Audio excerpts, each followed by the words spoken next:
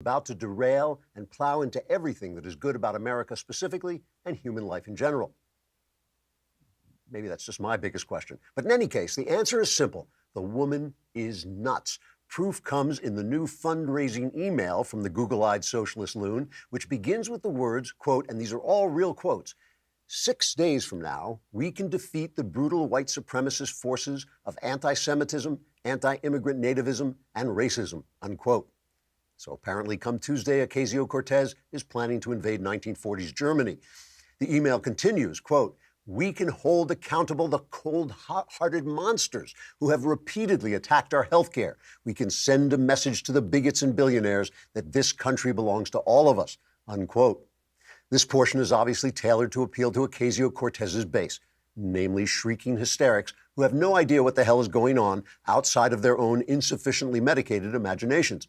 But wait, there's more. She says this election, quote, affords us the chance to forge a powerful bulwark against Donald Trump's toxic, self-serving, and destructive agenda.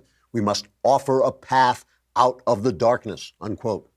This, of course, is utter nonsense since she's campaigning in Queens, where, as everyone knows, there is no path out of the darkness, although the E-train will get you to Rockefeller Center, which is very nice around the holidays. Finally, the crazy lady concludes, quote, this is our chance to push back against white supremacist forces across our nation, against the xenophobes who are militarizing the border, against the bigots who seek to erase our transgender families, against the apologists for sexual assault, and the Islamophobes who so hate to divide us, unquote. Ocasio-Cortez received an immediate response from America's white supremacist, xenophobe, militarist, bigot, apologist, Islamophobe, who issued a statement saying, quote, leave me alone, I'm busy watching porn. Trigger warning, I'm Andrew Klavan, and this is The Andrew Klavan Show. I feel hunky-dunky, life is tickety-boo. Birds are winging, also singing hunky-dunky-doo. Ship-shaped, tipsy-topsy, the world is zippity-zing. It's a wonderful day, hurrah, hooray! It makes me want to sing. Oh, hurrah, hooray! Oh, hooray, hurrah! All right, we're back once again broadcasting from Bin Laden's cave. And the American Satan had best beware, or we will. I probably shouldn't make that joke. The FBI will come charging in here. All right, don't miss the next chapter of Another Kingdom, performed by Michael Knowles. The Klavanless weekend has come. Last Klavanless weekend was a bear. This one you can hold off. Today we'll be live streaming the first 15 minutes of episode 5, entitled The Nightmare Feast. Head over to dailywire.com and subscribe to watch the full episode and get early access to upcoming episodes every Monday. But you can also listen to the entire episode if you want, starting today, right? We can hear the entire thing starting today. Yep. And, get it on iTunes if you want, or get it from SoundCloud. Make sure to subscribe to the Another Kingdom podcast and leave a good review for it, because that really helps us a lot. What else do I want to tell you before we start? We're going to be talking, that Ocasio-Cortez thing I was just talking about? It turns out that Ocasio-Cortez's support comes mostly from rich white people in Queens. I'll get back to that in just a minute. First, let's talk about Blue Apron before we talk about rich white people. Blue Apron delivers farm-fresh ingredients and step-by-step recipes to your door. Very cool.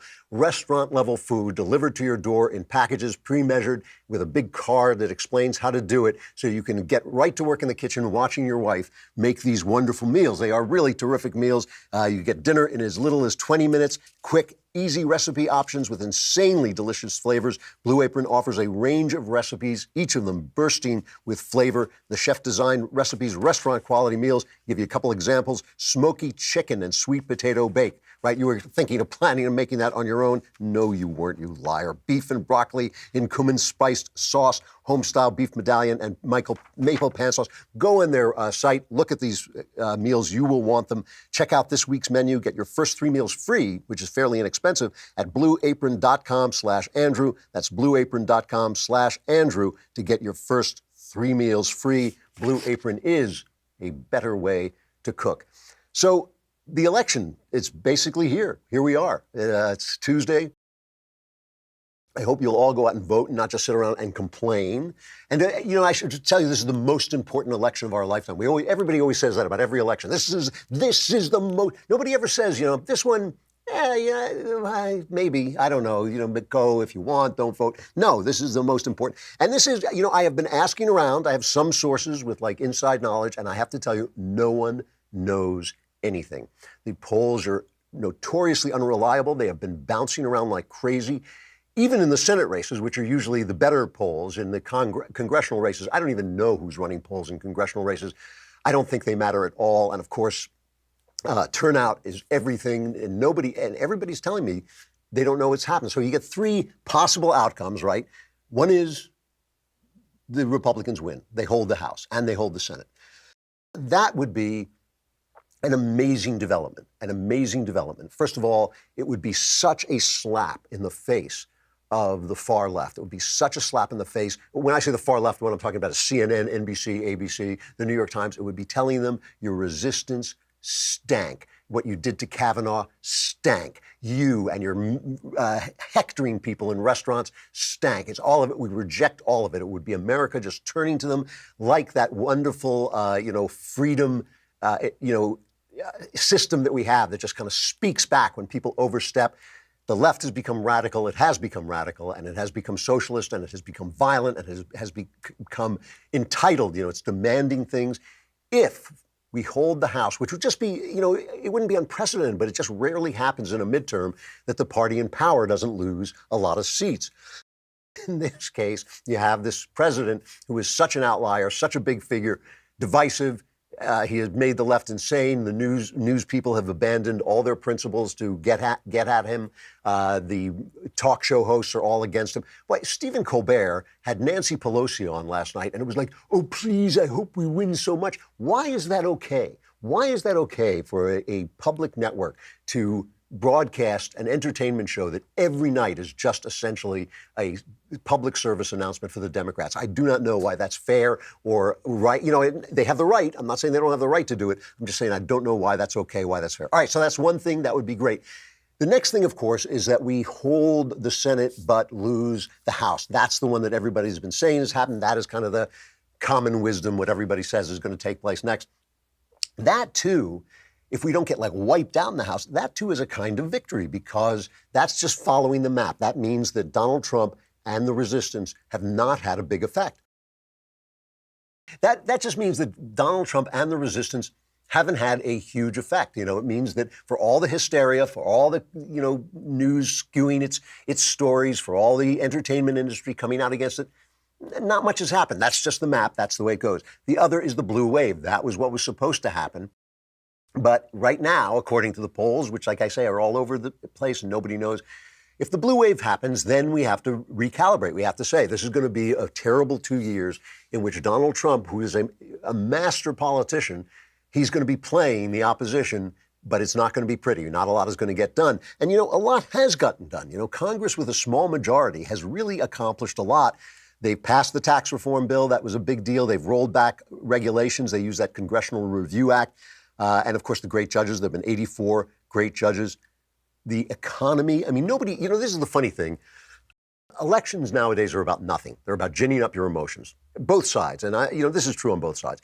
They're about what will make you emotional, what will get you out to the polls. In a sane world, if this were if this were the world from the civics class where they say, this is democracy, this is how democracy works. In a sane world, we would be talking about the incredible economy. Do you want to keep this economy? These are the guys who brought you the economy. Put them back in. They will bring you more of the economy.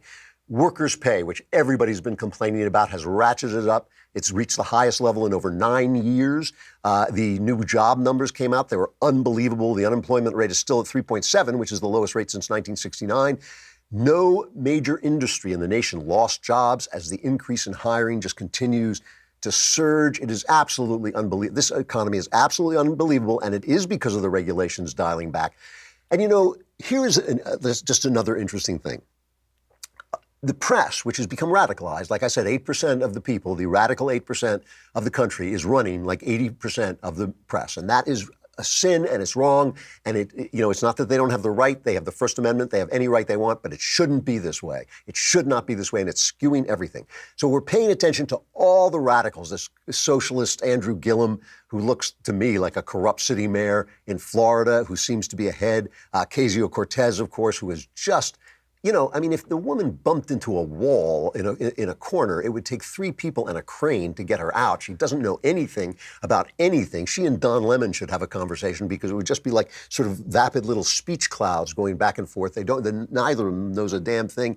This guy, Beto O'Rourke, Roberto, he's such a Hispanic fellow. O'Rourke, who's they're just in love with in Texas. He looks like he's going to get blown away, and it looks like the inner polls are like 8, 9, 10% for Ted Cruz. But they're in love with all these people. But the fact is, and Kim Strassel points this out in the Wall Street Journal today, the fact is, to fight back against Donald Trump, a lot of the people running on the left are running as moderates. Now, it's a scam, not because they might not be moderates in their hearts, but because they're going to vote with Pelosi or whoever it is who is in charge. They're going to vote with the left on everything. It doesn't matter whether they're nice people. It doesn't matter whether they served in the military. It doesn't matter what. But there have been they're putting up a lot of veterans. Kim Strassel says it's the year of the Democrat veteran. In battleground after battleground districts, Democrats recruited former service members as their candidates, and most of them are running as moderates. I mean, even this Kirsten Sinema in Arizona, who called herself a Prada-socialist. She said, I'm a Prada-socialist. She was caught on tape saying that she's running as a moderate. And who's the other one? Claire McCaskill in Missouri. She put out a radio ad, right, saying, she's not one of those crazy Democrats. That's what the radio ad says. Claire McCaskill, she's not one of those crazy Democrats. So Bret Baier asked her about this, and she said, well, I'm being civil. And then Bret Baier and she had this wonderful exchange, cut number 10. Just to be clear, there's not another crazy Democrat in the Senate. Well, I would say this. I would not call my colleagues crazy, but Elizabeth Warren sure went after me when I advocated tooling back some of the regulations for small banks and credit unions. I certainly disagree with Bernie Sanders on a bunch of stuff. I'm not calling my colleagues crazy, but Elizabeth Warren and Bernie Sanders, they're just a little bit, you know what I'm talking about, nuts. And that's the way they're running. They are running to the right. For all the press on Ocasio-Cortez and Andrew Gillum, they are running to the right as moderates, which they're not and will not be. And if they take the House, we're going to hear about impeachment almost immediately. Believe me, everything they say is going to go by the boards. Let us talk about Ring, because Ring is a way to keep neighborhoods safe. That is their mission, and they start with your house. Over 1 million people are using the amazing Ring video doorbell to help protect their home.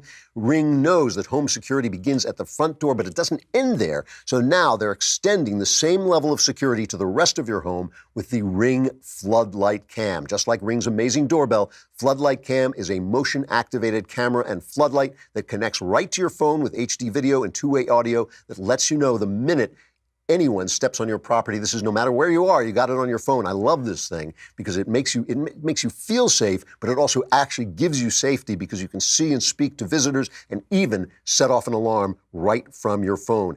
You can save up to $150 off a Ring of Security kit when you go to ring.com/Klavan. Ring.com/Klavan. That's ring.com/Klavan. You can put a ring of security around your home with spotlights that go off automatically, with communication. You can get right on your phone and say, hey, how do you spell Klavan? It's Klavan. Go to ring.com/Klavan for $150 off. So meanwhile, we've got Donald Trump, and of course, the Democrats are trying to push the whole thing toward health care, which is a good issue. It's a good issue because of John McCain, because John McCain caused the Republicans to fail to repeal Obamacare, and then they would have had to reform it and fix it.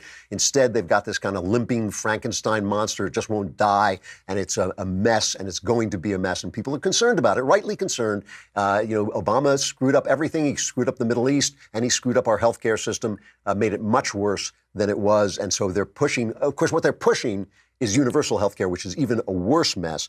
But still, that's their issue, and Trump is trying to keep it on the caravan. This caravan, which I don't know who's paying for it, but this caravan has clearly been a blessing for Trump, and he has played it. He's now sending, I think, approximately 500,000 troops. No, I'm joking. The last I heard it was like 15,000 troops or something. By the time he's finished, the entire American military will be standing on the Mexican border. And he says they're going to play it tough. You know, there is intel coming in that that he is right about the people in this caravan, that many of them armed, some of them are dangerous, some of them present security threats to the United States. And they threw rocks at the Mexican police, and Trump says that is not going to happen here. There's cut number 4. Because they're throwing rocks viciously and violently. You saw that 3 days ago, really hurting the military. We're not going to put up with that. They want to throw rocks at our military fights back. We're going to consider it. I told them, consider it a rifle.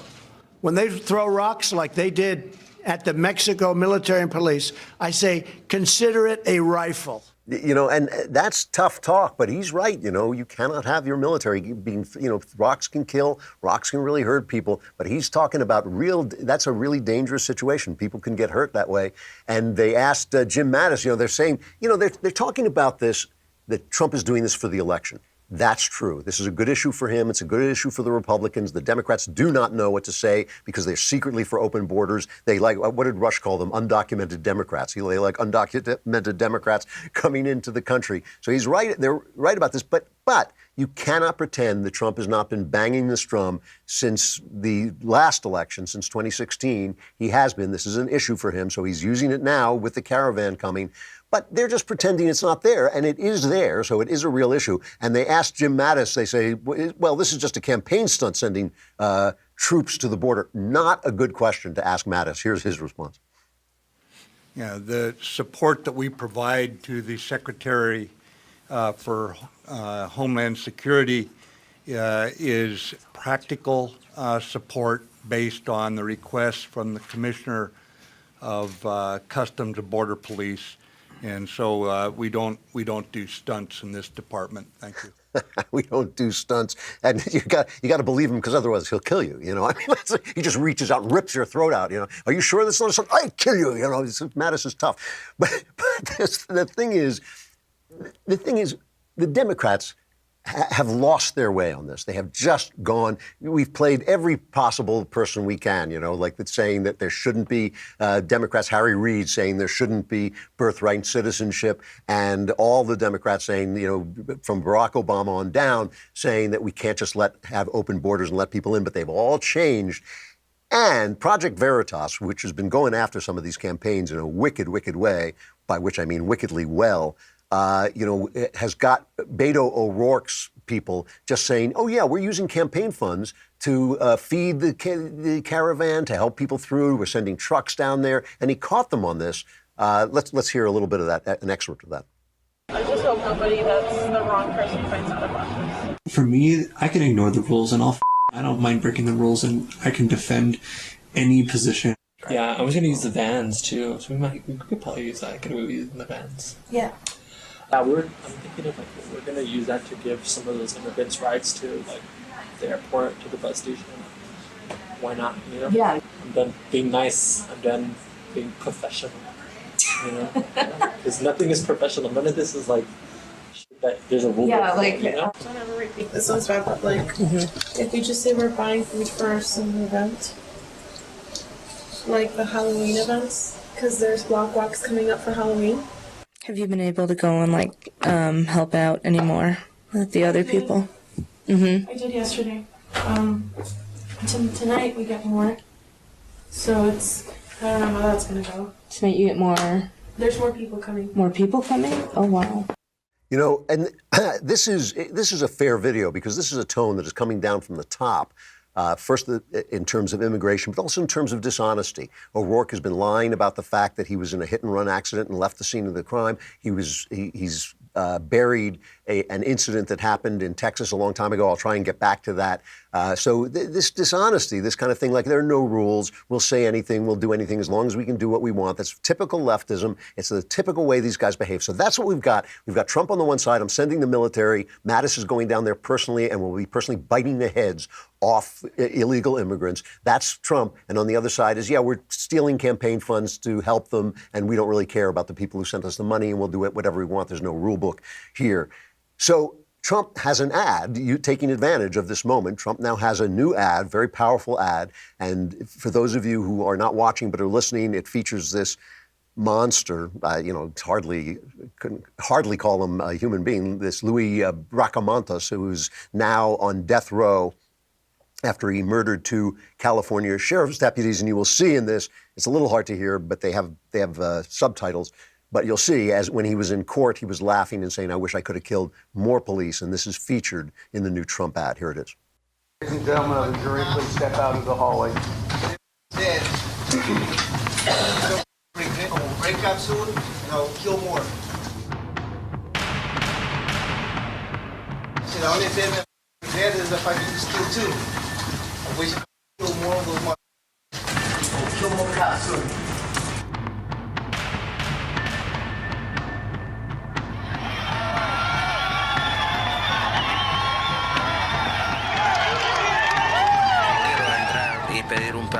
He says he wants to apply for pardon for the felony he committed.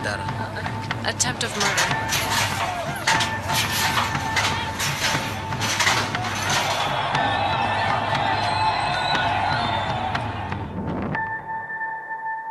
Who else, it says, who else will the Democrats let in? The Democrats let him in, and President Trump is making America safe again. Let's talk about this ad for a couple minutes here. Bracamontes snuck in, I think, during the Bill Clinton era. He committed crimes. He went back. He was sent back and deported. He broke in again. He broke in, I think, twice more. He came in under the Bush administration. So it's a little bit dishonest to say Democrats let him in. Who else will they let in?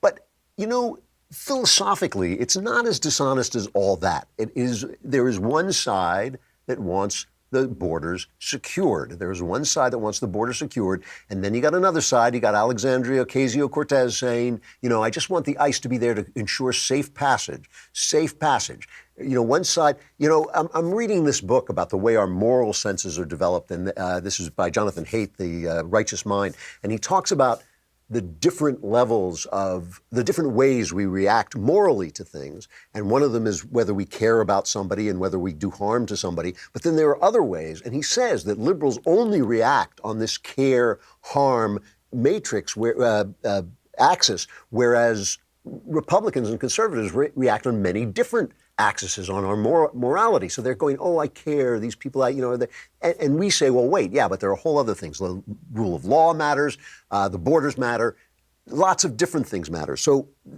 it is fair to say illegal aliens have caused a lot of crime. I've visited prisons, a lot of illegal aliens in our prisons, and we have to have some kind of security at the border. It is fair to say that this is an emotional ad. But of course, the left has to call it racist. Why is it racist? It is racist. It shows pictures of people trying to break through the border fences, breaking through border fences. Why is it racist? Because the people in the ad are Mexicans, right? The people in the ad are Mexicans. They're not hanging out on the Canadian border watching, boring old Canadians come over the border like that. First of all, they're not doing it. They're Canadians, so they always apply and go through all the rules and regulations and all this. It is true that a lot of illegals come in by overstaying their visas. That is true, and that's a problem as well. But this is a very, very dramatic problem that is affecting people in the border states. It's not affecting East Coast liberals in New York and L.A. Well, it is affecting them in L.A. But if you're rich enough, they're not coming into your neighborhood. They're not bothering you. You're getting the hardworking people who want to do things, take on the jobs, as they say, that Americans won't take on. This is a serious problem, and he is absolutely right. And they're comparing it to the Willie Horton ad in 1988. This was when Dukakis was running, and Bush ran this ad saying that this murderer, Willie Horton, had gone off on a furlough program that Dukakis approved of and struck again. Here's that ad. Bush and Dukakis on crime.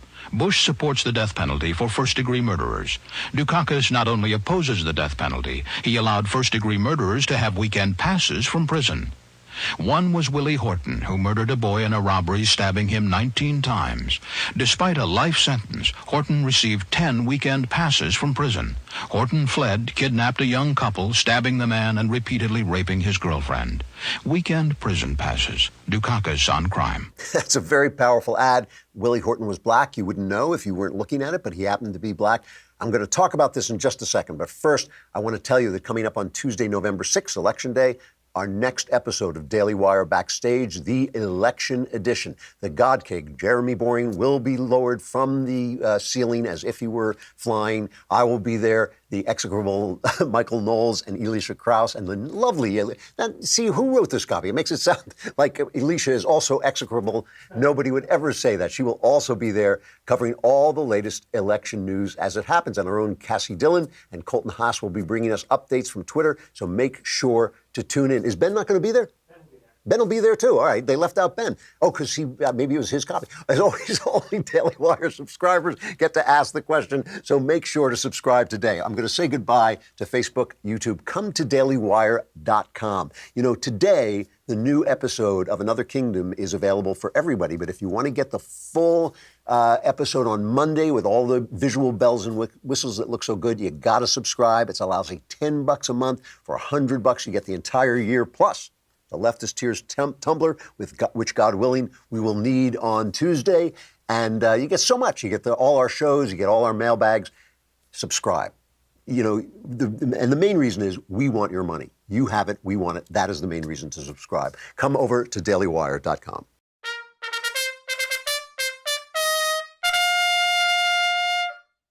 All right. You know, let's talk about this Willie Horton, and let's talk about the new ad.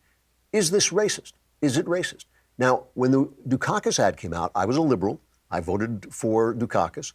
And I saw that ad, and they started screaming immediately, oh, the racist. And I thought, what's racist about it? What's racist about it? Oh, I get it. It's racist because the killer happens to be black. So there are two ways to look at the world, right? One of them is through the lens of race, and the other is not through the lens of race. The argument of the left, so if you're not looking through the lens of race, you're only looking at behavior. A man came in and killed 2 sheriff's deputies who had been here illegally before, and he slipped in again. We need border security. I don't care what color he is. And to be honest with you, I don't care what color he is. I do not care what color he is or what color the sheriff's deputies were. The sheriff's deputies, as far as I'm concerned, were colored khaki. They're on my side. They're the good guys. This guy's the bad guy. That's the way I look at it. I'm not saying I'm colorblind. I'm not saying I'm free of all the little glitches that human beings have in their heads. I'm not. But I overcome them. I'm a free human being with a logical mind who can overcome some of those prejudices. And I would say most of those prejudices. I'm just not looking at that. I'm looking, if you let a murderer go free, you have not got the right criminal policy. I thought that then when I was a liberal. I think it now that I'm a conservative. I still think it. And I do not think their charge is valid. I think that you are not allowed to say you cannot criticize this person. If you criticize this person according to and he's a certain color, you are against that color skin. We know you can't do it because they immediately turn around. If a dark person disagrees with them, they immediately jump on them. So it's not about that. It's all about the leftism. As I said yesterday, it's not about the color of the skin. That's a scam. But what about Trump himself? Is Trump a racist? I mean, I think, I watched Trump, and I have been, he said one thing to me that was egregious, which was when he was running the first time, and they asked him if he would disavow the Ku Klux Klan, and he stumbled on it. He didn't do it. He waited a day. I don't know how long it was, maybe 2 days before he stumbled on it. Now, I interpret that as really bad politicking. Trump wants to win. That's his thing. He wants to win. And sometimes he overlooks the moral aspect of something. You disavow the Ku Klux Klan, even if it costs you votes. You do it. It's just something you do. You have to. If you can't disavow the Klan, what do you stand for? You don't stand for anything. He hesitated because he wanted those votes. No one could possibly believe that this guy is a Klansman. That's an absurd argument. The other day, I'm going to say something almost nice about Hillary Clinton. The other day, this piece of video of Hillary Clinton made the rounds. This is Hillary making a joke during an interview. Let's play it. What do you think of Cory Booker's? And you didn't comment on him, and you feel free. Oh, I adore What do him. you think about him saying kicked him in the shins, essentially? Start to get to that kind of political. Well, that was Eric Holder. Yeah, Eric Holder, Yeah. I'm sorry. Yeah, I know they all look alike. No, they don't. Oh, well done. All right, so everyone on the right jumped on Hillary Clinton, and listen, kicking Hillary Clinton around is good sport, and we should all do it. It's lots of fun. But I've made that joke. A lot of people I know have made that joke. It's funny, first of all, and it's based in some kind of small truth. You know, it's a little harder for white people to distinguish people of color from one another. Sometimes, you know, I remember when I pitched the movie One Missed Call. It was a Japanese horror film, and I had to go in and pitch my version of it. I got the plot all wrong because I confused two of the beautiful Japanese actresses in the film, and I mistook the plot. And the people I was pitching it to had to correct me. You know, so it's funny. If we can't laugh with each other about this, we can't live together. If we can't make jokes about each other, we can't live together. That is the way you discharge hostility in a non-toxic way. There's nothing wrong with what Hillary Clinton said. I know we're supposed to jump on her in every little thing, and I know they would jump on us if it were the other way around. I mean, good golly, if it had been Trump who made that joke, you know, they'd be outside with pitchforks. Still, I think that you either look at the world and say, hey, I know we're all different colors. I know there's some, you know, glitches in there in our minds that there's some tribalism inside. We were born to be tribal. It's a good evolutionary adaptation. I know all that stuff, but so what? We're going to make jokes about it. We're going to be fine. We're all going to get together. We're all Americans. That's one way of looking at the world. That is one way of looking at the world. I seriously believe that that is the way Trump thinks. You know, I'm not averse to dumping on Trump or attacking Trump when I think he's wrong, when I think he's doing something wrong. I seriously think he's just thinking about fixing stuff and winning. Sometimes he thinks about winning so much he forgets to think about things that are a little bit more important than winning, but that's what he's thinking about. When Jim Acosta said to him, you call yourself a nationalist, aren't you worried that people like me will try and twist that as I will to say white nationalist? Trump's response was, I've never even heard that theory. I've never even heard about that before. I literally think that's true. I literally think he does not. When he was talking in Charlottesville, and I know Ben and I disagree about this, and he said there are great people on both sides. If you go back and listen to that transcript, and Trump is not always the clearest speaker in the world, he's clearly referring to both sides of the question of whether statues like that of Robert E. Lee should be torn down. That's what he's talking about. The media made it sound as if he was saying, oh, there's great people on the Nazi party, which is absurd. Does anybody really think that, you know, Trump goes to Ivanka and says, well, yes, you're Jewish, but there are great people in the Nazi party, too? No. I mean, no, it doesn't make any sense. It's like when people say Trump is Hitler, and you say, yeah, is he killing anybody? Is he rounding anybody up? What's he doing? People live in their imaginations, and they do not make the distinction between their imaginations and reality. We all do this a little bit. The left does it all the time. I seriously believe that Trump is just not thinking in those terms. Remember, the left set the terms of racism. The left set the terms about whether we should discuss every little thing about racism. Is it racist if you're in an elevator and a black man gets in to be nervous about that? Is that racist? You know, I don't actually think it is if you're in a neighborhood where black people commit crimes. But so what if it is? So what? It's a little glitch in your mind. So what? It's not hostile. It doesn't mean you're going to be mean or not hire people or anything like that. The left set the terms where we're supposed to walk on glass about everything we say, about every move we make, anything that comes into your mind that may not be that is part of original sin and part about the broken life of being a human being. They set these terms. They set these terms. You know, somebody said to me, one of my favorite things that somebody once said about me was, you don't even know you're offensive.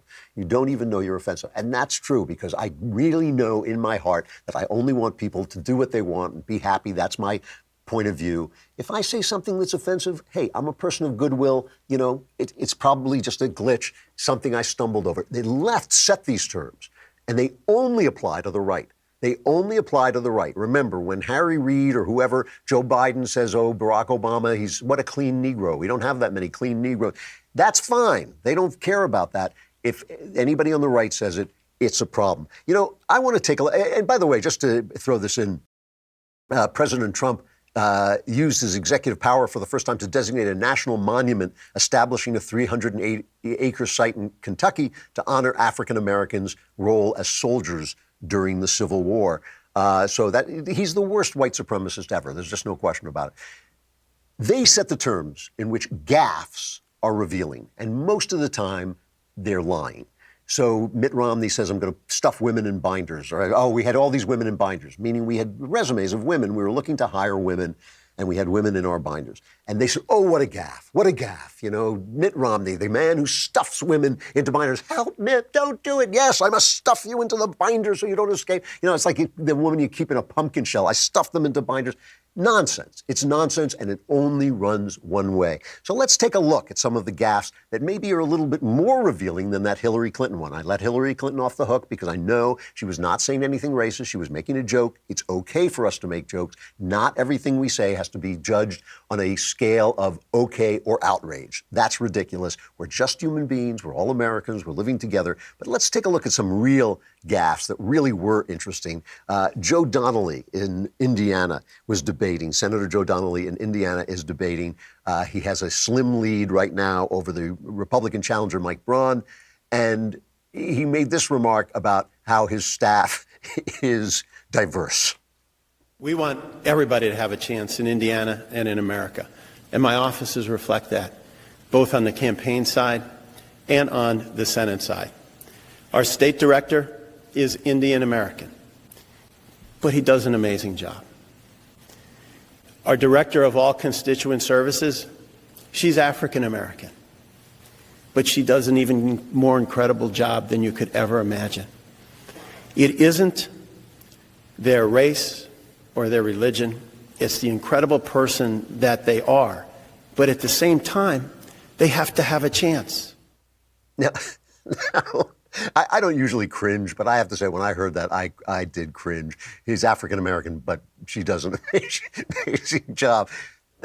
But that's a gaffe. And does it reveal that secretly in his heart he's a racist? You know, I don't think so. I have to say, to his credit, his challenger, Mike Braun, said, I don't hold that against him. I don't think he's a racist. What an adult thing to say. But he added that if it had been me, if it had been a Republican, it is all we would be hearing in the news. And that's the difference. So, you know, there are gaffes and there are gaffes. The difference is the gaffe meter only goes one way. It only ratchets one way. Then there are things that are actually kind of revelatory, all right?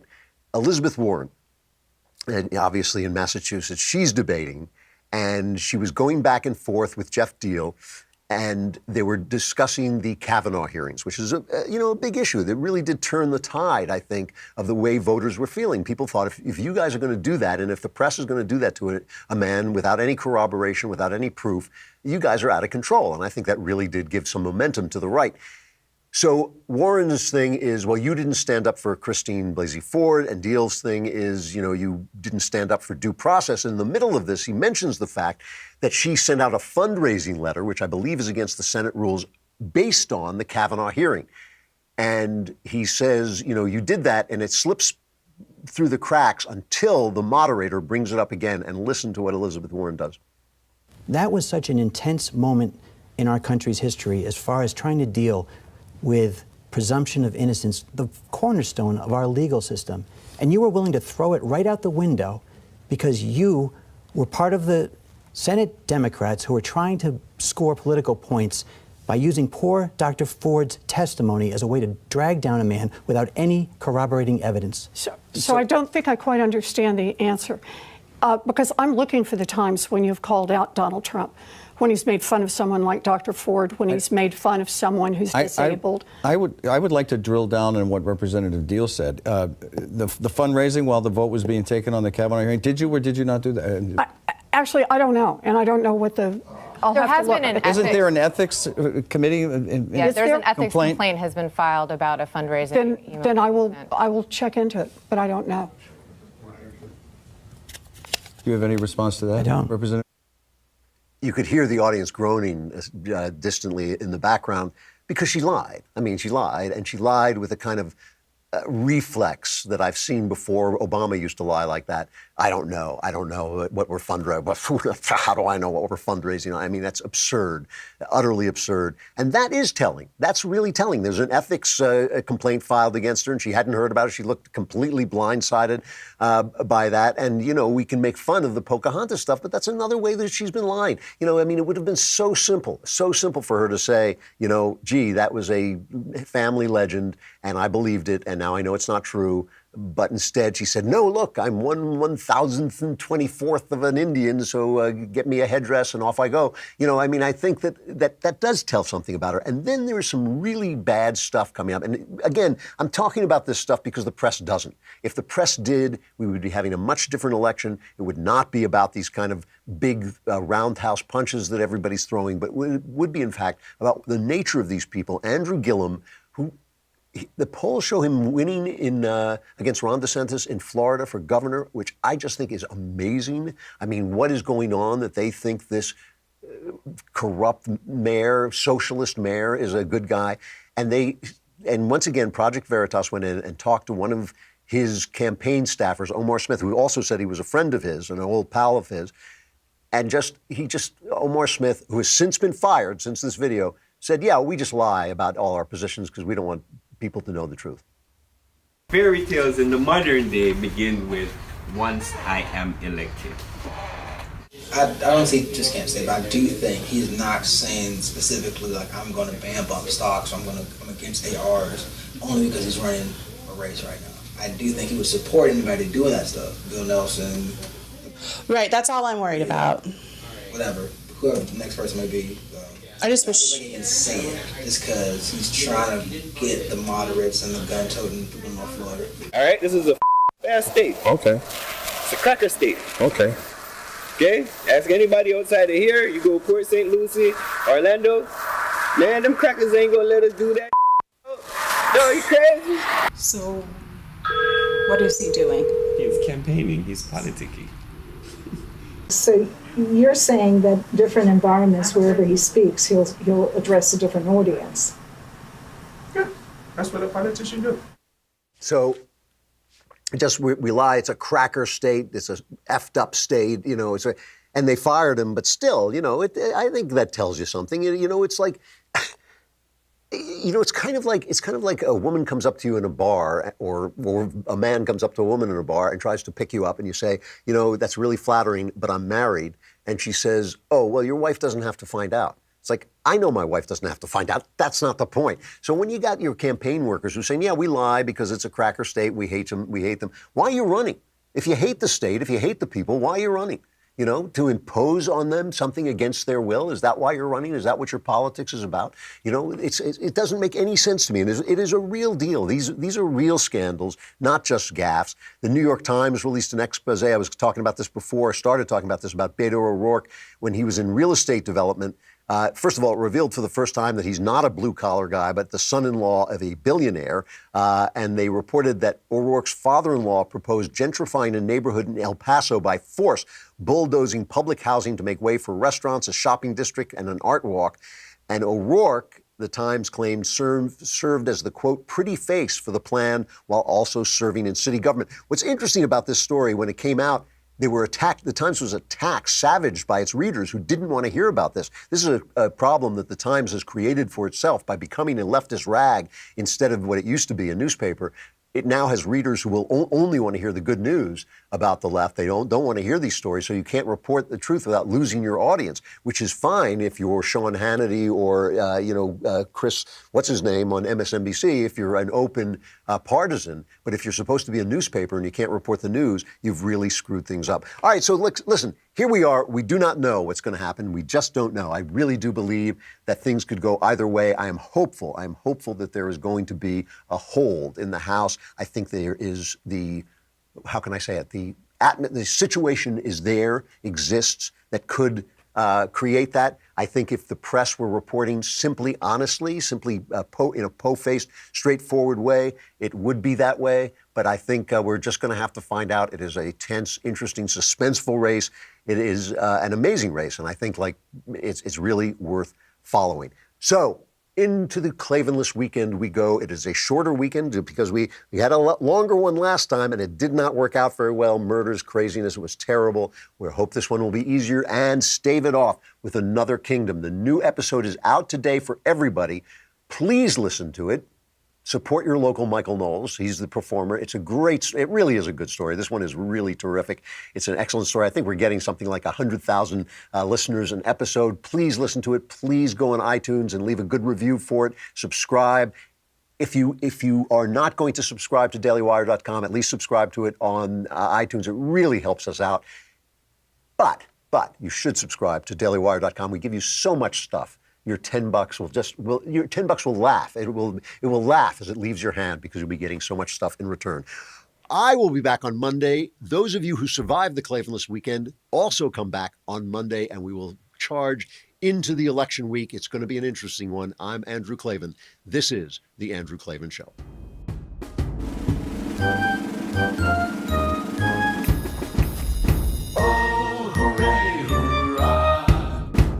The Andrew Klavan Show is produced by Robert Sterling. Executive producer, Jeremy Boring. Senior producer, Jonathan Hay. Our supervising producer is Mathis Glover. Technical producer, Austin Stevens. Edited by Alex Zingaro. Audio is mixed by Mike Cormina. Hair and makeup is by Jesua Alvera. And our animations are by Cynthia Angulo and Jacob Jackson. The Andrew Klavan Show